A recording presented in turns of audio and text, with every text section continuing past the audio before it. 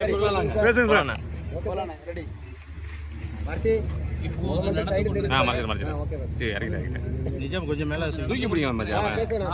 தேர்தலிலே நாகை தொகுதியிலே லட்சக்கணக்கான வாக்கு வித்தியாசத்திலே வெற்றி பெறுவது உறுதி என்பதை இன்றைக்கு உறுதி செய்திருக்கிறோம்.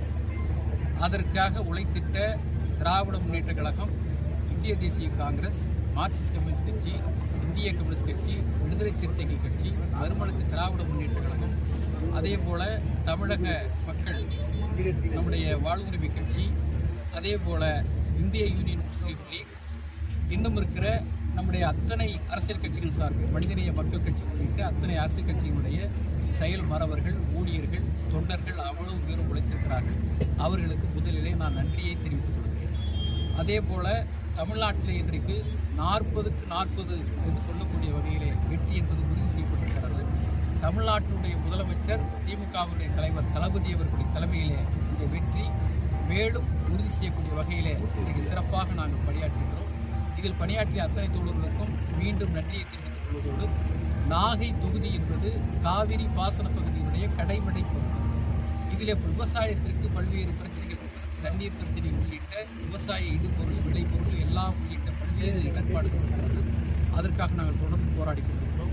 அதேபோல விவசாய தொழிலாளர்களுடைய வாழ்நிலை இன்றைக்கு பாதிப்பு, மேலும் குறிப்பாக மிக முக்கியமாக மீனவர்களுடைய வாழ்க்கை தரம் இன்றைக்கு மிக கடுமையாக பாதிக்கப்பட்டிருக்கிறது.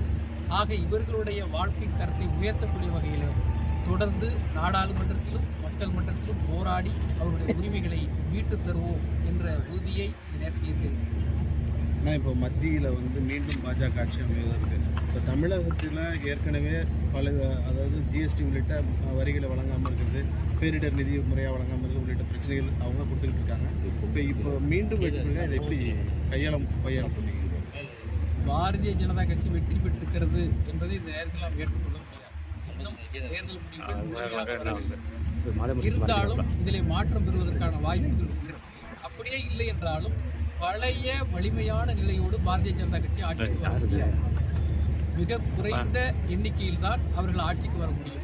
ஆகவே வலிமையான எதிர்க்கட்சியாக காங்கிரஸ் தலைமையில் இருக்கிற இந்தியா கூட்டணி, திமுக தலைமையில் இருக்கிற தமிழ்நாட்டில் இருக்கிற கட்சிகள் வலிமையான எதிர்க்கட்சியாக நாடாளுமன்றத்தில் செயல்படும்.